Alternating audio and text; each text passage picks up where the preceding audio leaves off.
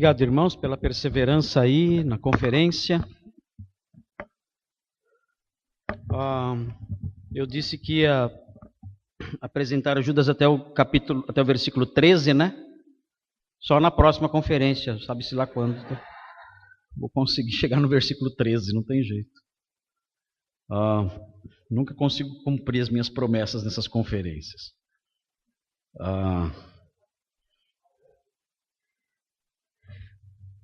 Eu agradeço muito aos irmãos, o carinho de vocês terem vindo aqui, né? Sábado à noite agora. Isso encoraja bastante o preletor. E não somente a presença de vocês, mas também a postura de vocês durante as palestras. A postura de vocês durante as palestras eu gostaria de destacar. Eu queria até tirar uma foto enquanto estivesse falando de todo mundo assim. Acho que deve ter, né? Porque vocês são muito atenciosos, muito atentos. E isso ajuda muito o preletor.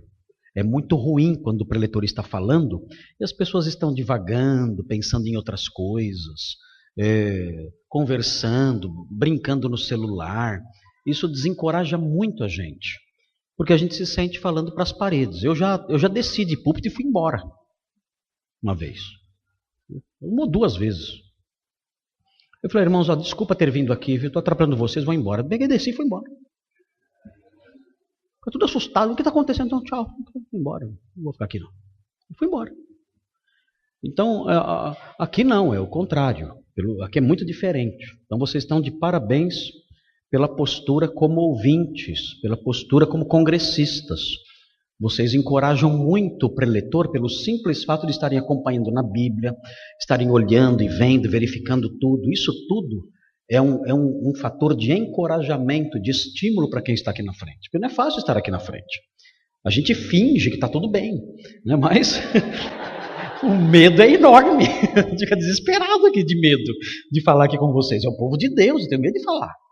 Eu subo aquela escadinha lá pedindo misericórdia para Deus, Senhor. Tem misericórdia, olha o povo aí, né? E é o povo que precisa ser alimentado. Não posso brincar, né, nessa tarefa. E vocês nos encorajam, nos estimulam com a postura de vocês. Continuem assim, é um grande estímulo para o preletor. Nem todo auditório é assim. Muitos auditórios são difíceis, muito difíceis de falar. E vocês não, vocês são nota 10. Nota 10. Vocês são um exemplo. Queria tirar uma foto para mostrar, enquanto vocês estão acompanhando, queria tirar uma foto para mostrar a atenção de vocês. Desde os jovenzinhos, pequenininhos, até os mais velhos, todos atentos. Isso é tão encorajador. Deus abençoe vocês, continuem sempre assim. Meus queridos, eu vou falar agora, nessa última palestra, com a ajuda de Deus, eu quero falar sobre mais uma tríade, mas eu acho que não chegou o slide que eu enviei para o pastor Joversi. Eu acho que não chegou. É uma tríade que está presente no versículo 11. Infelizmente, nós não pudemos falar sobre cada detalhe do versículo 9 e do versículo 10, infelizmente. Existe uma tríade no versículo 11, que é uma tríade que mostra uma descida em 3 níveis. É uma tríade que poderíamos comparar com degraus, em que as pessoas vão descendo, os falsos mestres vão descendo no seu comportamento. O comportamento deles vai se tornando cada vez pior. Os falsos mestres não vão melhorando, é o contrário. Eles vão descendo cada vez mais. E o versículo 11 tem uma escadinha. O versículo 11 é uma escadinha. É a escadinha do mal. É a escadinha. Os falsos mestres descem os 3 degrauzinhos. Vão descendo os 3 degrauzinhos. E nós vamos ver esses 3 degrauzinhos. Aí, degraizinhos, né? Degraus ou degrais? Eu não sei como é que fala. Alguém sabe como é que fala isso? Degraus, né? Degraus, né? Degraus. Os 3 degraus, claro. Né? Os 3 degraus. Apague isso aí do vídeo, viu?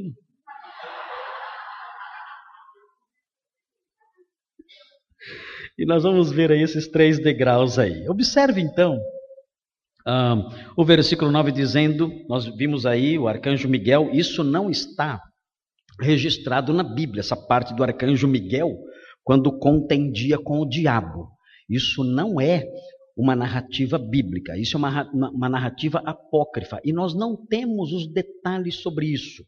O que nós temos é o fragmento de um documento chamado Testamento de Moisés, que narra a ascensão de Moisés, enfim, uma história um pouquinho estranha referente ao que aconteceu quando Moisés ia ser sepultado.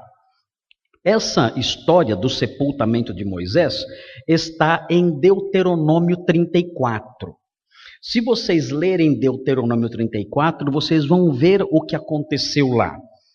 Os versículos 1 a 6 mostram que Moisés subiu ao Monte Nebo. E ele era um homem já velho, já de mais de 100 anos. E ele subiu ali, os seus olhos não se escureceram, ele não era um homem fraco, ele conseguiu subir ali na montanha sozinho, viu toda a terra e morreu ali. E ele, diz o texto, que ele foi sepultado. E diz que ele foi sepultado por Deus. É um detalhe da história de Moisés extremamente curioso. Não existe ninguém que a Bíblia diz que Deus sepultou. Mas Moisés, de acordo com o versículo 6 diz ele. E essa palavra ele do versículo 6, ele sepultou. Esse ele é Deus. Deus sepultou Moisés. E não diz mais nada. Só fala que ninguém conhece o lugar do seu sepultamento. Mas o livro, o testemunho aí, o testamento de Moisés, diz que o diabo queria o corpo de Moisés, para que Moisés não fosse sepultado com honra. Na antiguidade, sepultar alguém era algo muito sério. Se você quisesse desonrar uma pessoa, a memória, o nome dela e ela mesma, uma das formas de fazer isso seria não dar a essa pessoa uma sepultura. Isso era muito humilhante, muito desonroso. Tanto que alguns reis ou generais, quando invadiam um reino e queriam se vingar dos ancestrais dos seus inimigos, iam até o cemitério e arrancavam os corpos daqueles ancestrais da sepultura e jogavam fora em qualquer lugar. E assim, vilipendiando a sepultura, estavam desonrando a própria pessoa, deixando o seu corpo sem sepultura. Nas crucificações do Império Romano, uma das marcas das crucificações mais vergonhosas era que os corpos dos homens crucificados ficavam sem sepultura. É por isso que na arqueologia nós não encontramos pessoas crucificadas, cadáveres de pessoas crucificadas na arqueologia. Até hoje só foi encontrado um cadáver de uma pessoa crucificada, uma só. Por quê? Porque não eram sepultados. Jesus foi uma exceção, porque um homem rico pediu autorização especial para fazer isso, porque era proibido sepultar um crucificado. Ele morria, ficava lá pendurado na cruz, apodrecia lá, o cadáver caía no chão e os animais comiam. Por que chamava caveira? Por que chamava calvário? Porque existiam vários pedaços de ossos humanos espalhados por ali. Não era dada sepultura ao homem condenado ali. E essa era uma forma de humilhar a pessoa. E o diabo, de acordo com o texto desse livro apócrifo, o Testamento de Moisés, ele quis humilhar Moisés. E queria o corpo de Moisés, dizendo, o corpo dele é meu. Agora, por que o corpo de Moisés era do diabo? Porque ele falava, o corpo é meu. De acordo com o argumento do diabo, nada disso é Bíblia, hein, irmãos? De acordo com o argumento do diabo, ele dizia o seguinte, o corpo de Moisés é meu porque Moisés é assassino. Moisés é assassino? Verdade. Ele não matou uma pessoa? Ou não? Matou. Ele matou um egípcio e fugiu. Olha onde o diabo foi. O diabo conhece a Bíblia. O diabo conhece. E ele foi e falou assim, ó, esse corpo é meu, porque eu sou homicida, e ele é homicida também, eu quero o corpo dele, porque eu quero desonrar, eu não vou dar sepultura para o corpo dele é meu, eu quero desonrar esse homem. Aí então diz o texto não bíblico, apócrifo, diz que o arcanjo Miguel disse, olha, o Senhor repreenda você. Então o diabo se retirou porque sabia que iria perder a briga. E o diabo foi embora, e então o Senhor mesmo sepultou Moisés com honra. Então essa é a história extra-bíblica aí do testamento de Moisés. O que Judas quer dizer com isso, ele não quer dizer que isso aconteceu. O que ele quer mostrar é só o seguinte, olha, vejam nessa história, nesse conto, o princípio que está por trás disso.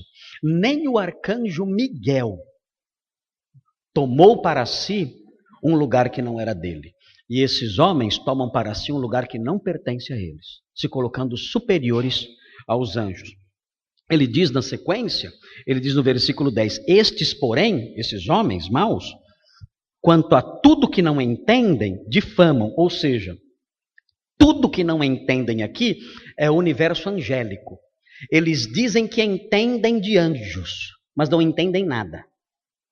E realmente os falsos mestres dizem que entendem de anjos. Isso já desde o século I, século II, os falsos mestres sempre dizem que entendem muito sobre anjos. Os falsos mestres gnósticos diziam ter um conhecimento dos anjos que era assustador. Eles inclusive ensinavam fórmulas para você, se você pagasse bem, você aprenderia fórmulas de como você conseguiria a autorização dos anjos para você passar por eles indo para o céu. Porque eles diziam, olha, o universo, os ares estão repletos de anjos, e são anjos maus. E quando a alma se desprende do corpo e vai para o céu, esses anjos, eles cercam essa alma.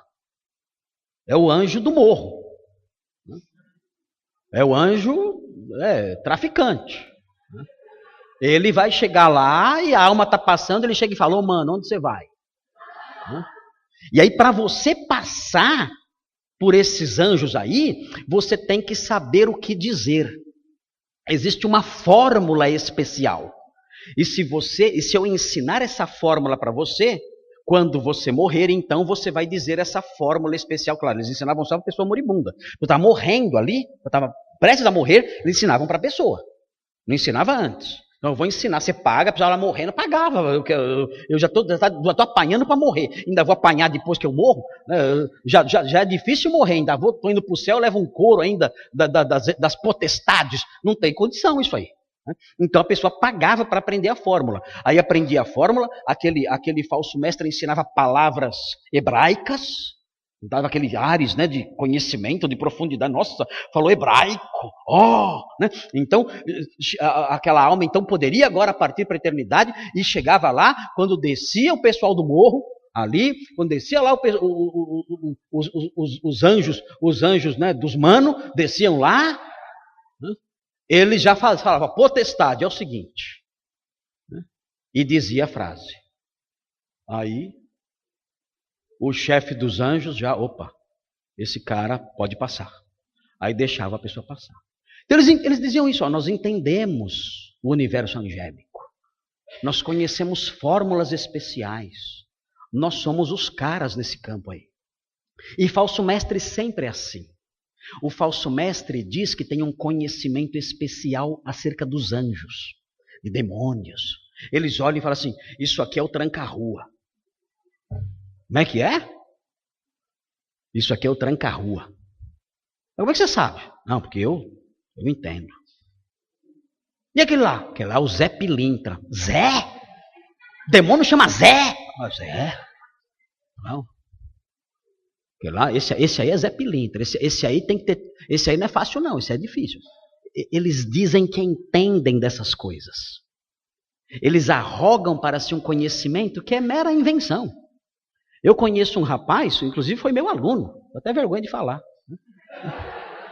Não sei quem ele aprendeu isso, mas ele fala, tem uns demônios que pega aqui na junta da perna que não sai fácil. De onde você tirou isso? Mas ele fala assim, tem uns demônios quando pega aqui na junta da perna, aí é terrível. Ele só sai com lança-chamas. Quê? Não adianta. Esse aí da junta da perna só sai com lança-chama. De onde você tirou isso? Você ficou louco. Mas ele fala, não entendo, porque Deus mostrou para mim, Deus me revelou. Ele entende tudo sobre anjos. Aqui, Judas diz o seguinte, olha, esses homens, na verdade, não entendem nada dessas coisas. Não sabem coisa nenhuma, é tudo invenção. Tudo que não entendem, eles não entendem disso, e ainda não entendendo essas coisas, insultam ainda os anjos.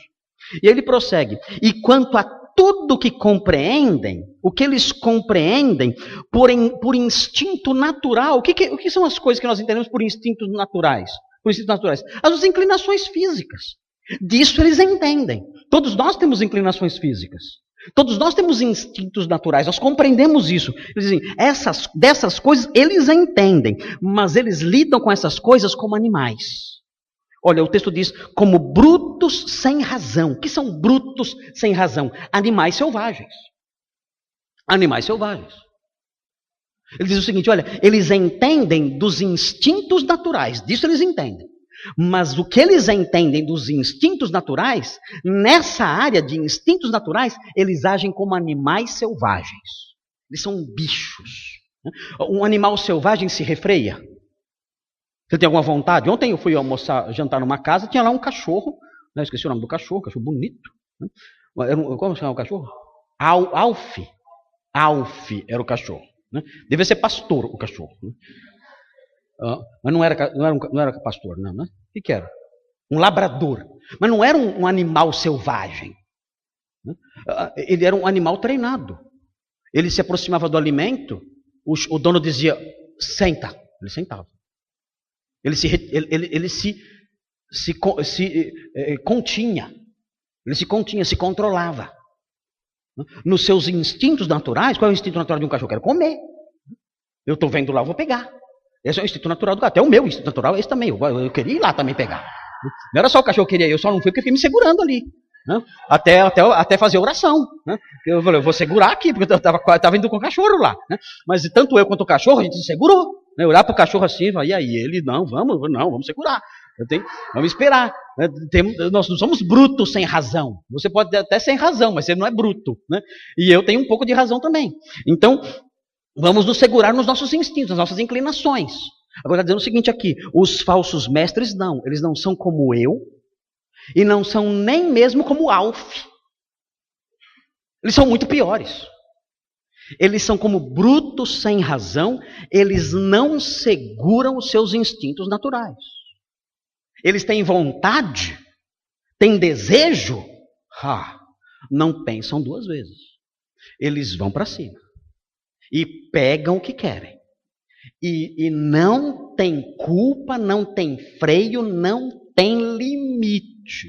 Não se assustem quando vocês ouvirem escândalos envolvendo esses homens. O que vocês estão vendo é só a pontinha do iceberg.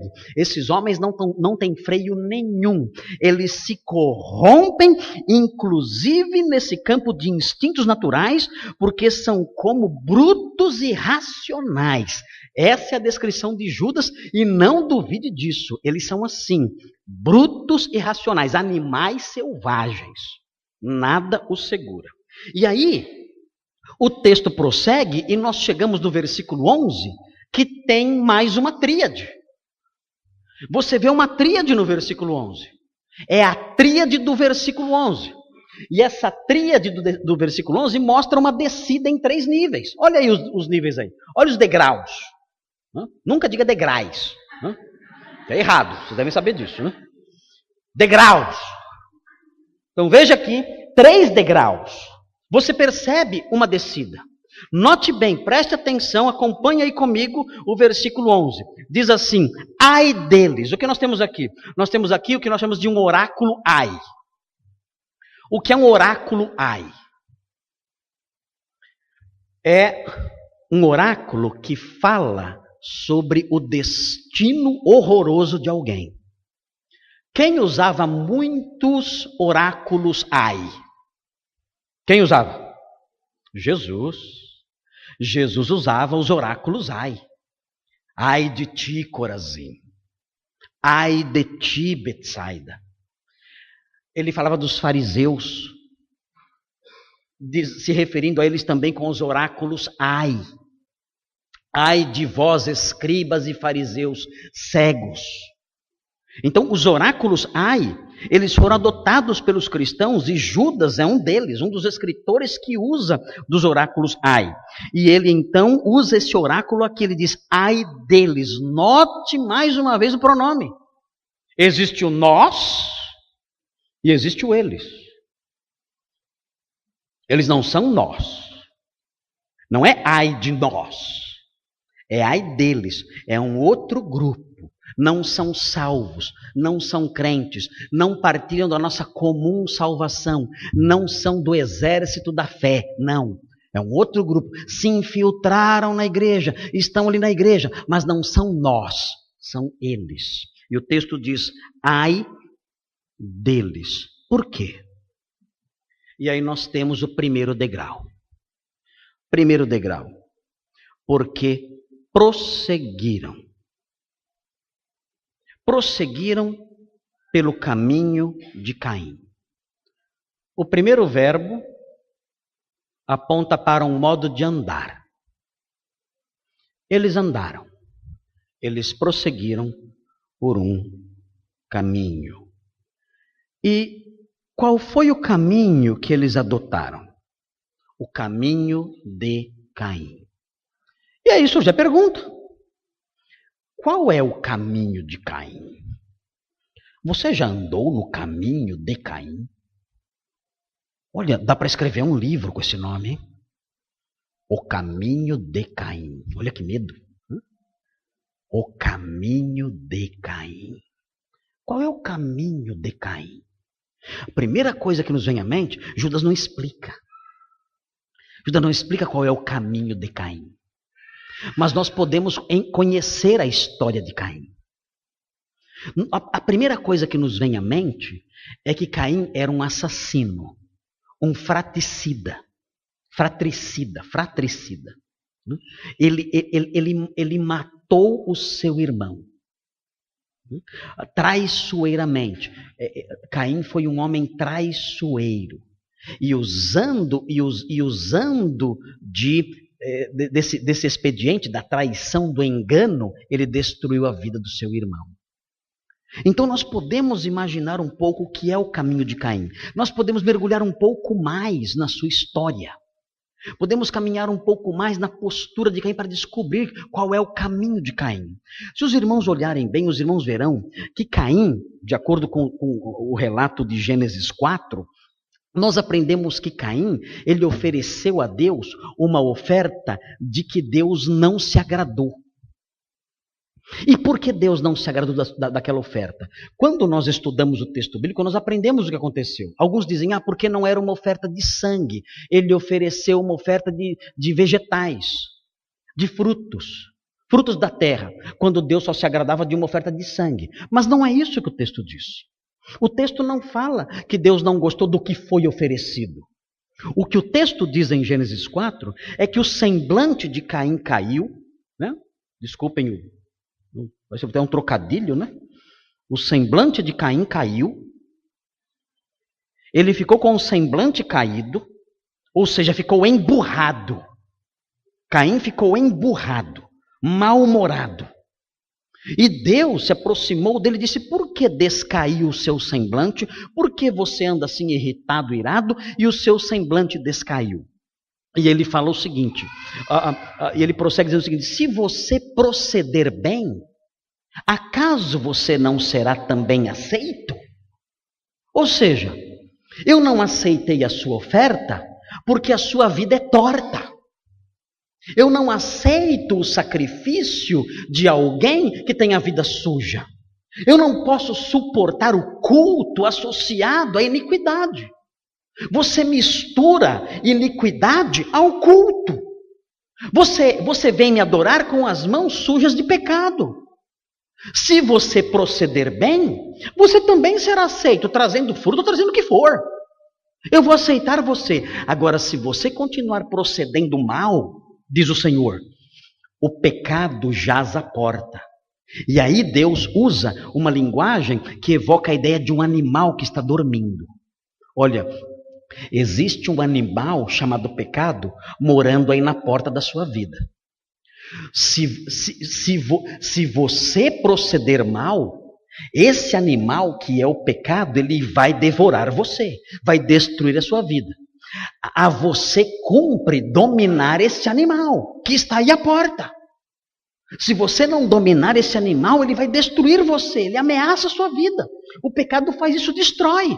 Você não está sendo aceito porque você procede mal. O pecado rodeia você, jaz à sua porta, você não o domina e você acabará sendo destruído por ele. Você tem que se arrepender, mudar de vida. Se você não fizer isso, o seu culto continuará sendo um culto corrompido. E eu não vou aceitar o seu culto, não importa quantas frutas você me traga e nem a qualidade dessas frutas. Eu não vou aceitar. Caim ouviu a repreensão? Sim ou não? Não. Caim não ouviu a repreensão. Ele endureceu seu coração, se aproximou do seu irmão e disse: vamos ao campo. E Abel, não vendo nenhuma maldade nesse convite, vamos ao campo? Vamos. É um convite agradável? Vamos ao campo. Ele foi.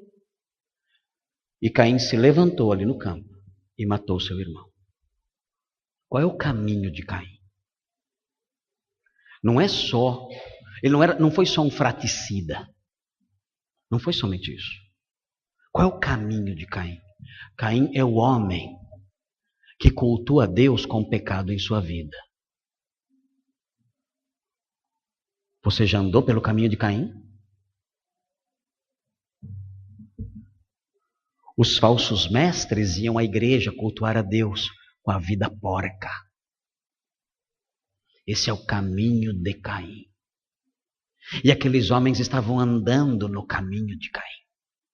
Eles estavam adorando a Deus, cultuando a Deus com a vida suja. Não havia arrependimento. E mais, sendo exortados, como Judas estava fazendo, sendo exortados como Deus fez com Caim, eles não ouviram. Eles continuavam fazendo o mal, mesmo tendo sido exortados, iam praticando cada vez mais o mal, não dominavam aquele animal que jazia à porta e que afinal iria devorá-los. Não ouviam a repreensão, não ouviam a justa e santa repreensão, continuavam nas suas práticas, mesmo repreendidos. Você já andou no caminho de Caim? É um caminho horrível esse caminho. Você já andou nesse caminho? O caminho de Caim é o caminho de todo aquele que vem para o culto e adora a Deus com uma vida suja. E Deus não aceita o seu culto. Esse é o caminho de Caim. É o caminho de todo aquele que é exortado, admoestado e endurece o coração e não muda de vida. Esse é o caminho de Caim. E muitos crentes andam pelo caminho de Caim. E Judas diz: estes homens, eles andaram pelo caminho de Caim. Eles andam pelo caminho de Caim. Esse é o modo de vida deles. Eles são exortados e não se arrependem.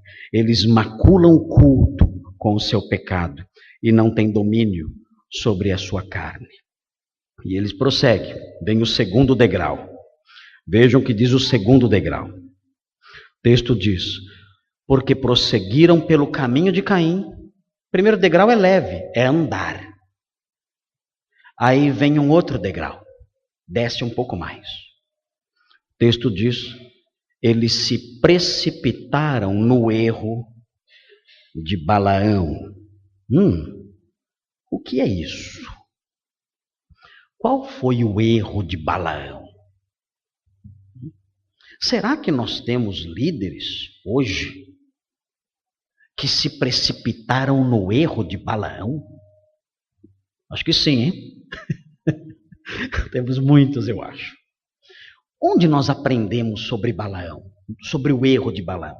O erro de Balaão não é muito claro na sua história inicial.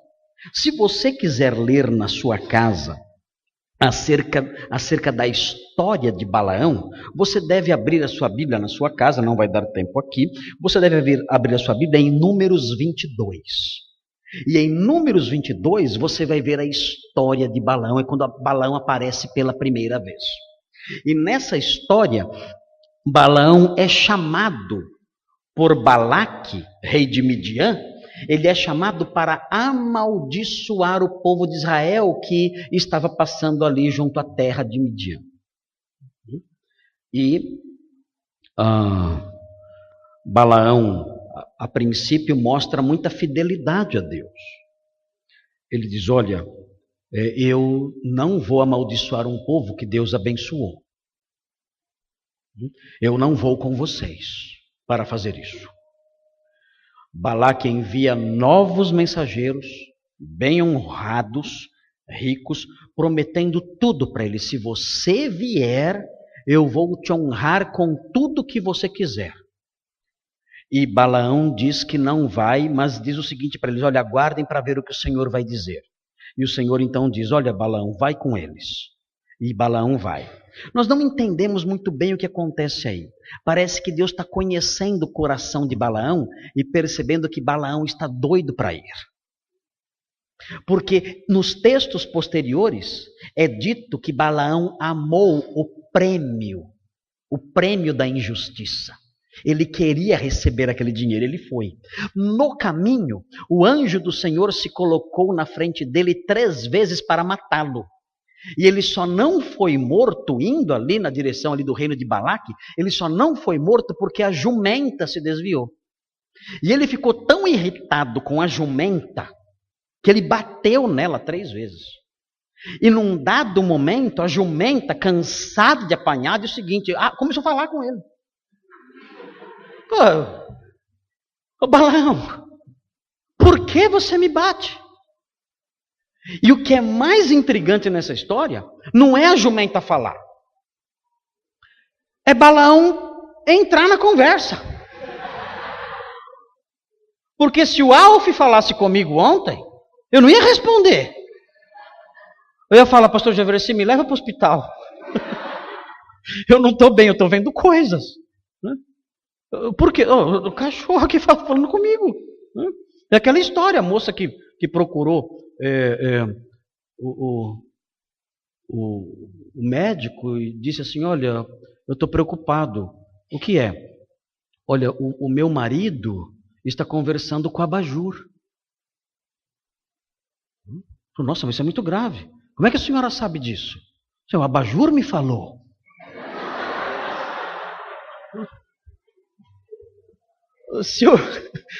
Se eu converso com o Alf, ou com o abajur, ou qualquer outra coisa, tem algum problema comigo.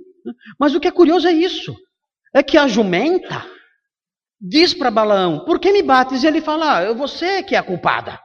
E começam a discutir. A jumenta fala assim, eu já te decepcionei alguma vez? Ele fala, não. Mas se eu tivesse uma espada, te matava agora. E começaram a discutir os dois lá. Aí o anjo do Senhor interferiu e falou assim, vamos parar com esse bate-papo aí? É o seguinte, a jumenta te salvou. E ele nem para olhar para a jumenta e falar, foi mal, desculpa. Não, a jumenta fica quieta, ele não pede perdão para ela nada, e ele prossegue aí no seu caminho, o anjo do Senhor poupa a vida dele e prossegue no seu caminho. E ele chega lá, na terra de Balaque, e ele não amaldiçoou o povo de Israel. Então nós não entendemos. Por que Balaão é tão mau? O que acontece? Qual é o problema com Balaão? Por que ele é visto no Novo Testamento como alguém ruim?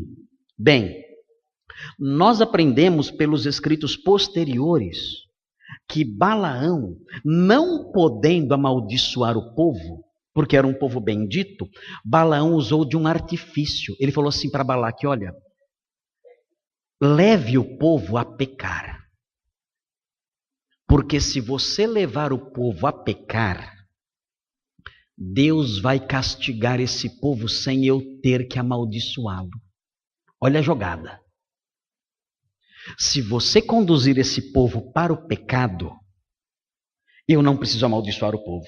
Deus já vai punir o povo e matar todo mundo, sem eu ter que amaldiçoar. E aí você me dá o dinheiro que você falou que ia me dar, né? Porque eu ajudei você, o resultado foi obtido, e eu não desobedeci ao Senhor. Eu não amaldiçoei ninguém. Olha a malandragem do cara. Vejam o que diz Números 31:16. Olha só o que diz o texto. Aí nós aprendemos isso depois. O texto de Números 22 não fala disso aí. Mas na sequência da narrativa nós aprendemos isso. Ele deu um jeitinho de ganhar o dinheiro. Mas para ganhar o dinheiro ele teve que corromper o povo. O que os falsos mestres faziam? Eles davam um jeitinho de ganhar dinheiro. Como? Corrompendo o povo. Eles levavam o povo ao erro. E com isso ganhavam dinheiro. Eles aconselhavam o povo a fazer o mal. E com isso agradavam o povo. Agradavam a igreja. E ganhavam dinheiro. As pessoas querem ouvir pastores que dão os conselhos que elas gostam de escutar. Todo mundo quer um pastor bacana. Um pastor que apoia todos os erros e maldades da gente. E esses homens sabiam disso. Eles adulavam as pessoas por motivos interesseiros, Judas diz. Davam conselhos para que elas praticassem o pecado. E com isso agradavam as pessoas. E tiravam o dinheiro delas. Era exatamente o que Balaão tinha feito. Balaão tinha conduzido o povo ao pecado para ganhar dinheiro. Veja o que diz Números 31:16. Eis que estas, as mulheres lá do reino de Balaque, eis que estas, Números 31:16, por conselho de Balaão, Balaão aconselhou aquelas mulheres, as mulheres do reino de Balaque, fizeram prevaricar os filhos de Israel contra o Senhor no caso de Peor. Essas mulheres se apresentaram aos filhos de Israel e seduziram os filhos de Israel e fizeram os filhos de Israel adulterar e seguir outros deuses. Elas fizeram isso, se apresentaram bonitas, sensuais para os filhos de Israel e levaram o povo ao pecado e à adoração de falsos ídolos, falsos deuses. E o texto diz aqui na sequência que pelo que houve a praga entre a congregação do Senhor, Deus mandou uma praga para matar as pessoas que haviam caído nesse pecado. Quem tinha levado o povo a isso? Balaão. Por quê? Por amor ao dinheiro. O livro do Apocalipse 2,14 fala algo semelhante. Fala assim: tenho todavia contra ti algumas coisas, pois que tens aí os que sustentam a doutrina de Balaão, o qual ensinava a Balaque a armar ciladas diante dos filhos de Israel, para comerem coisas sacrificadas aos ídolos e praticarem a prostituição. Balaão fazia isso, ensinava o mal para ganhar dinheiro. Qual é o erro de Balaão? O erro de Balaão é ensinar o erro ao povo. Levar o povo a práticas erradas para ganhar dinheiro. Agora notem bem. Vejam a palavra que aparece ali. O texto fala, no versículo 11, que eles se precipitaram. Sabe o que significa isso? Eles se precipitaram. O texto original dá a ideia de que eles se derreteram. Como assim? Eles se derreteram. O que significa isso? Significa que eles se entregaram de corpo e alma para esse erro. Eles não cometeram o erro. Eles se jogaram nesse erro. De cabeça, tudo, corpo, alma, espírito, mente, coração, tudo. Eles se entregaram por inteiro. Eles se derreteram nesse erro. Sem limites. Eles não chegaram e cometeram o erro, foram lá cometi um erro aqui. Conduzi a pessoa ao mal e ganhei uns trocadinhos. Não foi isso. O texto diz que eles se derreteram nesse erro. Se entregaram totalmente. Se lançaram totalmente nessa pocilga, nessa lama imunda e suja, conduzindo o povo ao mal para ganhar dinheiro. Notem, no primeiro verbo, eles estão caminhando. No segundo verbo, eles fazem o quê? mergulham de cabeça. Quer dizer, nossa, mas o falso mestre então não tem limite para arrancar dinheiro? Não, não tem limite. Ele fala qualquer coisa. Ele leva você por qualquer caminho. Não tem limites. O limite, o céu é o limite. Ele faz tudo, ensina tudo, qualquer lixo para ganhar dinheiro de você. Eles se jogam no erro de Balaão. Eles não cometem o erro de Balaão. Eles se lançam, se derretem no erro de Balaão. E aí vem o terceiro elemento da tríade. Nós vimos o segundo degrau. Estão andando. Segundo degrau. Se lançam, se jogam, se derretem, caem de cabeça no erro de Balaão. E agora vem o terceiro degrau. Vai descer mais. Só que agora vai ficar feio. Veja o que o texto diz. Eles caminharam pelo caminho de Caim.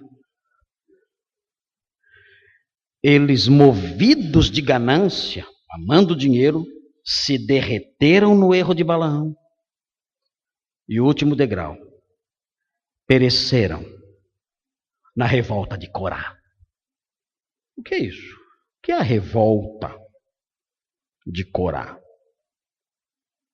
Onde nós temos informações sobre esse incidente? O que foi a revolta de Corá? A revolta de Corá está registrada em Números 16. Quando os irmãos forem ler em casa, eu já estou terminando já a palestra aqui. Quando os irmãos forem ler em casa, abram em Números 16. Lá nós temos o relato sobre a revolta de Corá. E diz o texto que nessa revolta, vários príncipes, várias pessoas importantes se rebelaram contra a autoridade instituída por Deus, contra Moisés e Arão, dizendo: quem constituiu vocês como príncipes sobre nós? E se revoltaram, e se rebelaram e levaram o povo à rebelião, causando divisões, causando discórdia e murmuração no meio do povo. Então o Senhor mandou que esses homens comparecessem diante da tenda da congregação. E a palavra de Deus diz que naquele dia houve um grande castigo que caiu sobre aqueles homens. Em primeiro lugar, a Bíblia fala que Datã e Abirão, um dos líderes da revolta, toda a sua casa, os seus familiares, tudo que era deles, a Bíblia diz que eles saíram para fora de sua tenda e de repente o chão se abriu. E quando o chão se abriu, eles desceram à sepultura vivos. E foi algo tão terrível, tão horroroso, que as pessoas, os israelitas começaram a correr desesperados, porque eles escutavam os gritos daqueles homens sendo levados vivos para o abismo, para a sepultura. Foi uma coisa assustadora, terrível, horrível. E isso marcou profundamente o coração de Israel, a memória de Israel naquele dia. E mais do que isso, os homens que tinham trazido incensários para queimar diante de Deus, para ver se Deus iria aprová-los ou não, esses homens, saiu um fogo da parte de Deus e consumiu esses homens queimados. Pela linguagem bíblica, a impressão que nós temos é que não sobrou nem cinzas, só ficaram os incensários derretidos. Eles foram consumidos pelo fogo de Deus. Por quê? Porque se rebelaram contra a autoridade de Moisés e Arão. O texto diz: esses homens, eles são assim também. Eles se infiltraram na igreja e começam a trabalhar contra a liderança.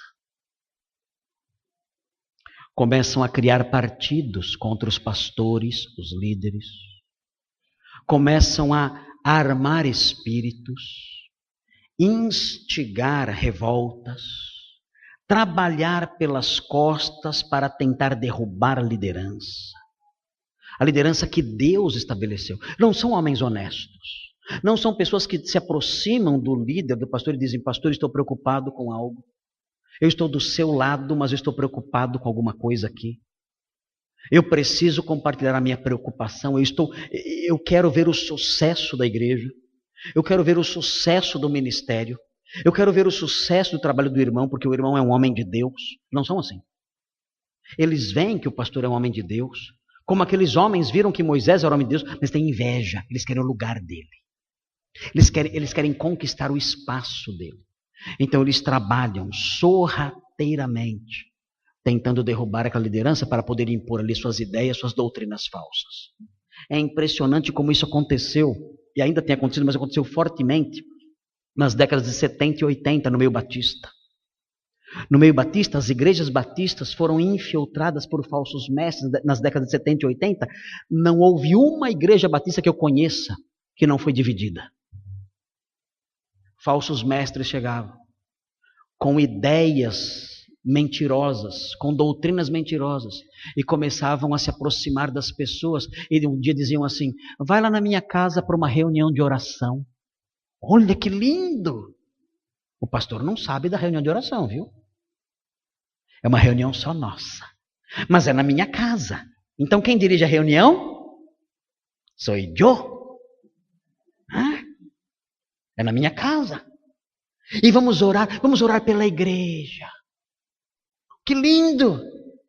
Vamos orar pelo pastor. Que lindo! O pastor não sabe da reunião. E começam então os pequenos movimentos, dividindo, instilando mal no coração das pessoas, com o objetivo de remover a liderança espiritual e tomar o lugar dela e transformar a igreja num núcleo de proclamação da mentira e da promiscuidade. Isso aconteceu com muitas igrejas batistas nas décadas de 70 e 80 e ainda tem acontecido hoje. Estes homens, diz o texto, faziam isso. Eles eram como os revoltosos de Corá. Se levantaram contra a liderança que Deus colocou para implantar as suas ideias mentirosas naquela comunidade. E o texto diz, eles pereceram nessa revolta. E esses homens serão alvos do juízo de Deus também. Fuja deles. Os degraus vão descendo. Eles caminham. Eles se lançam. Eles perecem. Não sigam esses homens. Eles caminham pelo caminho de Caim. Eles se lançam no erro de Balaão. Eles perecem na revolta de Corá. Fuja desses homens. Vocês são chamados, amados e guardados. Fujam desses homens. Evitem ao máximo essas pessoas. Quando vocês os virem na TV, mude de canal. Desliga a TV. Quando eles se infiltrarem na igreja, se afastem deles, alertem os pastores. Ao ouvir os seus sermões, tape seus ouvidos, não escute esse lixo, não deixe que esse lixo entre na sua cabeça, fuja desses homens. Lembrem-se, resistam a essas pessoas. O texto diz, a exortação é para que vocês se comportem como soldados, defendendo com a sua vida, com toda diligência, a fé, que uma vez por todas foi entregue aos santos. Essa fé é santíssima, tem que ser defendida. E é sobre ela, sobre o alicerce dela, que nós somos edificados. Se ela for atacada, removida, destruída, a nossa vida espiritual ruirá, a nossa igreja desaparecerá. Queridos, Deus abençoe vocês. Amanhã eu vou falar na igreja, a Videira, a comunidade Videira, Batista Videira, e eu vou continuar falando sobre Judas. Então, meu sermão da noite vai ser sobre Judas. Eu não posso convidar vocês, porque eu não sou o pastor da igreja. Mas eu acho que o pastor Joversi convida. Não sei se ele convida ou não. Mas quem quiser ir amanhã, então amanhã nós vamos conhecer mais uma tríade. Amanhã. Porque o texto prossegue. E o texto prossegue apresentando coisas muito interessantes. Fala desses homens como rochas submersas. Por quê? Por que eles são rochas submersas? Pastores que a si mesmos se apacentam. Por quê? fala que eles são nuvens sem chuva. Por quê? Nós vamos aprender tudo amanhã. Não percam. Não percam. Se o pastor Joversi convidá-los, vocês poderão ir e participar do culto na comunidade Batista Videira, amanhã, no horário que ele talvez fale, se ele for convidar vocês. Obrigado, meus queridos. Deus abençoe todos vocês.